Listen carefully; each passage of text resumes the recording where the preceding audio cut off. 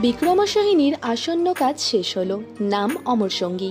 একদিকে টলিপাড়া মেতে আছে সোহিনীর বিয়ে নিয়ে, আর অন্যদিকে বিক্রম পারিয়ার সাকসেসফুলের পর ইনস্টাগ্রামে প্রকাশ করলো অমর সঙ্গীর শেষ দিনের কিছু মুহূর্ত। সায়ন্তিকার বাড়িতে এলো নতুন এক সদস্য। দেখতে ভাল্লুকের মতো হলেও এটা কিন্তু ভাল্লুক না, এটা চীন দেশের কুকুর। প্রজাতির নাম চাও চাও।